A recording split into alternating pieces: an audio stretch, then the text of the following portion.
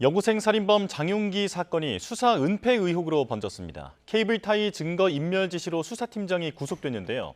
향후 사건은 어떻게 흘러갈지, 그리고 이미 진행 중인 재판은 어떻게 진행되는 건지 검사 출신 이고은 변호사와 짚어보겠습니다. 어서 오십시오. 안녕하세요. 네. 자, 장윤기가 이미 첫 공판이 있었는데 그때는 강간 목적을 강력히 부인한 것으로 알려졌습니다. 그런데 최근 검찰이 부친의 자택에서 40cm짜리 공업용 케이블 타이를 압수했는데 이게 성범죄의 계획 범행을 입증할 증거라고 볼 수 있는 겁니까? 굉장히 강력한 물적 증거가 될 수 있습니다. 케이블 타이가 범행에 이용된 차량에서 발견됐다는 것은 피해자를 결박할 의도가 있었다는 것을 강하게 시사하는 부분이고요. 이 부분에 관해서는 지금 검찰이 기소한 간간 목적의 살인을 규명할 수 있는 핵심 증거로 작용할 수 있습니다. 따라서 사실 장윤기 씨의 부친 내지는 수사팀장 관련한 사건에서 압수수색한 물건이긴 하지만 장윤기 씨의 간간 목적 살인을 규명할 수 있는 핵심 증거이기 때문에 검찰에서는 공판 과정 중에 추가 증거 목록과 함께 추가 증거로서 제출할 가능성이 상당히 높은 그런 상황입니다. 그렇다면 공소장 변경도 가능한 건가요? 사실상 이미 검찰이 기소한 제명 자체가 일반 살인이 아니라 강간 목적 살인입니다. 따라서 별도의 공소장 변경은 필요치 않을 것으로 보여집니다. 예. 물론 공소 사실을 구성할 때 예를 들어 계획 범죄로 공소장을 구성할 때요. 단순히 살해하였다 전에 어떠한 준비 과정을 거쳐서 살해하였는지에 대한 전제 사실을 기술하도록 되어 있는데 그 전제 사실 기술에 있어서 케이블 타이를 미리 준비했다라는 점을 추가할 수도 있지만 사실 이 부분은 어떠한 이 살인을 규명하기 위한 중요 부분은 아니라서 구태여 공소장 변경까지는 불필요하다라고 판단할 경우 변경 없이 추가 증거 제출만으로 이 강간 목적 살인에 대한 이 중요 증거를 공판에 제출할 가능성이 높지 않을까 싶습니다. 예. 그런데 장윤기 측에서는 이 케이블 타이가 그런 용도가 아니었다. 네, 다른 데도 쓸 수 있으니까요. 네, 그냥 가지고 있었던 것이다라고 주장할 수도 있을 것 같고. 그리고 지금 이 케이블 타이를 확보하게 된 그 경위를 보게 되면 증거인멸 관련해서도 얘기가 나온 다음에 지금 케이블 타이가 확보가 됐잖아요.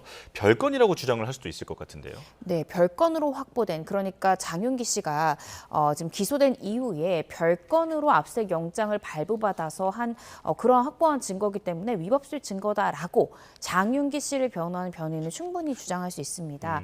통상적으로 수사라는 것은 원래 기소되기 전 그러니까 법원으로 가기 전에 경찰과 검찰이 확보한 증거로서 수사를 벌여야 되는 것이고요. 기소된 이후에는 법원이 봤을 때 그 해당 사건을 재판하고 있는 그 수소 법원이 발부한 영장에 기한 그 증거만이 사실은 적법하다라고 판단될 수 있는데 그런데 이 사건은 조금 우리가 달리 봐야 되는 것이 장윤기 씨 사건으로 지금 검찰이 어떤 영장을 발부해서 압수한 것이 아니라 다른 사건을 수사하다가 우연하게 이러한 증거를 발견하게 된 것이므로 이 피고인 측에서 위법시 증거다라고 주장한다 한들 검찰에서는 우리가 별개의 증거인멸 혐의를 우리가 압수수색하다가 발견된 증거이기 때문에 제출한다라고 주장했을 경우 위법시 증거로 인정되기는 어렵다. 즉 유효한 증거로서 작용할 수 있다라는 생각이 들고요. 또 공판을 하는 과정 중에 공범을 수사하다가 혹은 그 관련된 사건을 수사하다가 압수수색 영장을 통해서 추가 증거가 발견되는 경우는 왕왕 있습니다.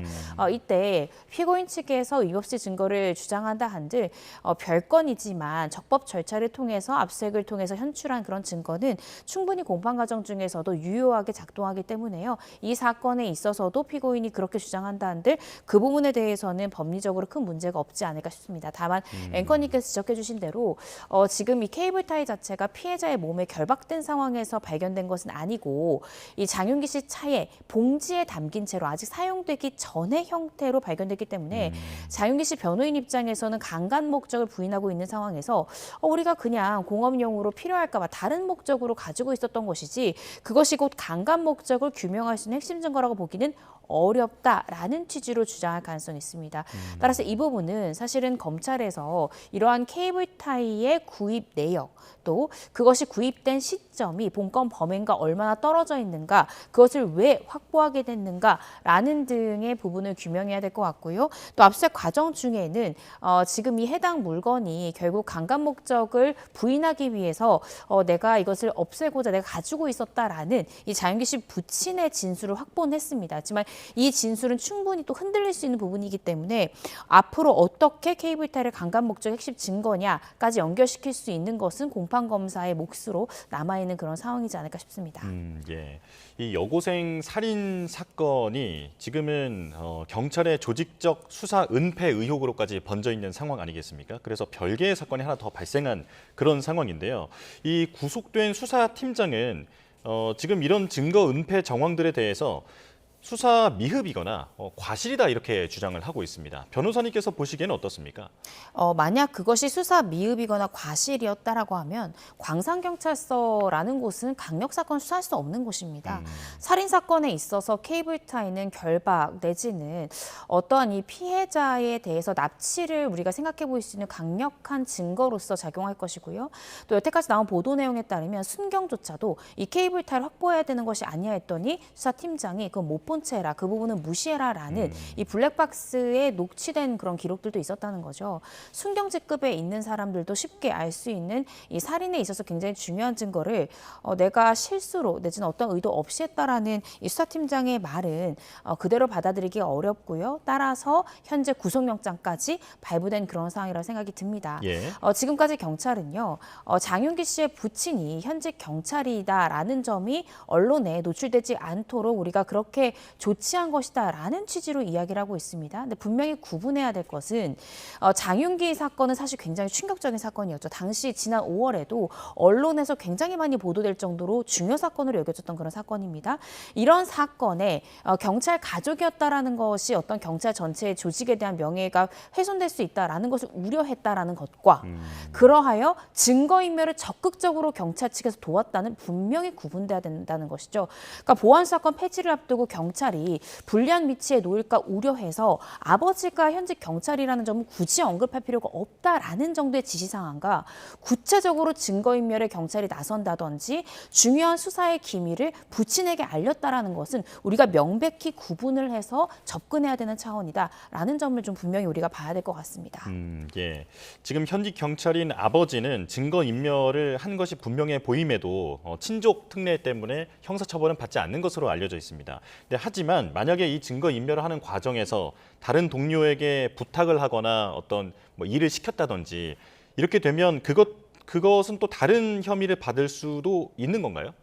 네, 제가 이 부분에 대해서 좀 생각을 해봤는데요. 공무상 비밀누설죄가 그러한 것들을 정보를 알려준 경찰에게 성립할 수 있습니다. 예를 들어 장윤기의 집이 아버지인데도 어딘지 몰랐다라는 건 좀 납득이 되질 않는데 어쨌든 이 장윤기의 원룸의 주소를 알려줬고요. 심지어 현관문의 비밀번호까지 수사팀이 장윤기의 부친에게 알려줬습니다. 알려준 경찰은 공무상 비밀누설죄가 되는데 그러면 알려달라고 이 무리한 요구를 했던 장윤기의 부친은 친족 특례가 적용되기 때문에 어떠한 죄도 성립할 수 없는가? 제가 생각했을 때는 직권남용죄가 충분히 또 적용될 수 있는 부분이 있다고 생각이 듭니다.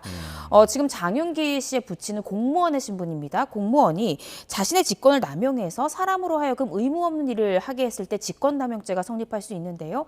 만약에 그러한 이 비밀번호 등의 정보를 자신보다 직급 아래에 있는 수사팀, 예를 들어 순경이라든지 아래에 있는 직급에게 내가 경감인데 이런 부분 좀 알려달라는 압박이 있었다라고 한다면 충분히 직권남용죄도 성립할 수 있을 것 같아서요. 지금 참고인 신분으로만 지금 부친이 조사를 받고 있는데 직권남용까지 조금 더 혐의를 넓혀서 피의자 신분으로의 전환까지도 고민해야 되는 시점이 아닌가 싶습니다. 네. 윤 전 대통령 얘기로 넘어가겠습니다. 지금 비상계엄 583일 만에 첫 대법원 판단이 나오는데 받고 있는 혐의가 체포방해, 이런 직권남용 혐의에 대한 상고심 판단 이후에 지금 대법원 판단이 나오는 겁니다. 어떤 혐의를 받고 있는지 먼저 간략히 정리를 해주실까요? 네, 지금 이번에 상고심의 첫 판단이 나오는데요. 이 내란 사건의 본류 사건은 아닙니다. 내란 우두머리 사건 현재 항소심, 그러니까 2심 재판 계속 중인 것이고요. 오늘 이 3심, 그러니까 대법원 선고가 내려오는 것은 공수처가 체포영장을 가지고 집행하려고 했을 때 물리력을 동원해서 이를 방해했다. 이 특수공무집행 방해 혐의, 그 외에도 어떤 외신의 허위 사실을 공보하게 했다라든지 아니면 이러한 이 비상계엄 선포 직전에 이 국무위원들의 심의가 필요했는데 일부 국무위원들에게는 이러한 심의가 있다라는 사실조차를 알리지 않았다던가 아니면 이 심의 시간을 임박해서 멀리 사는 이 국무위원들에게 실질적으로 참여가 어렵게 했던 그런 부분들에 대한 이 권리행사 방해죄, 또 그 외에도 허위 공문서 작성 등의 혐의를 받고 있는 그 부분에 대해서 지금 윤 전 대통령 3심의 판단을 앞두고 있는 것이고요. 1심 때는 징역 5년을 선고받았고 2심에서는 1심에서 무죄 선고받았던 것들이 일부 유죄로 돌아서면서 7년을 선고받았습니다.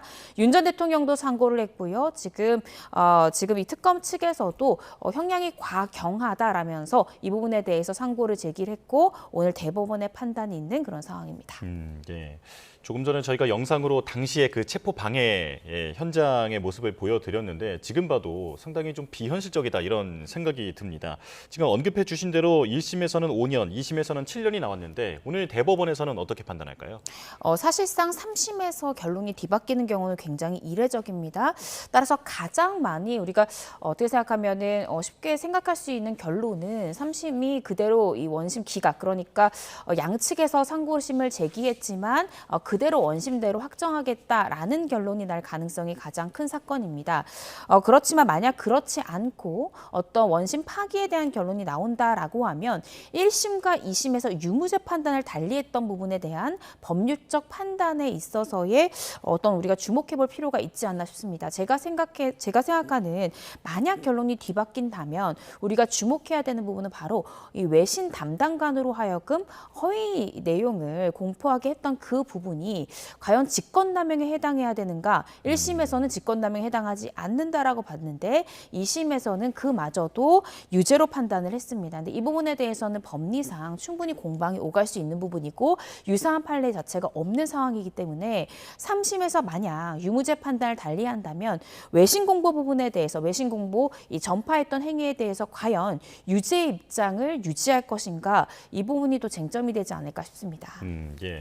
마지막으로 짧게 이게 좀 궁금한데요. 지금 윤 전 대통령이 오늘 상고심은 생중계가 이루어지는데 여긴 안 나가고 그리고 그 전에 오전에 열리는 내란 우두머리 혐의 재판에는 참석하지 않습니까? 어떤 이유가 있을까요?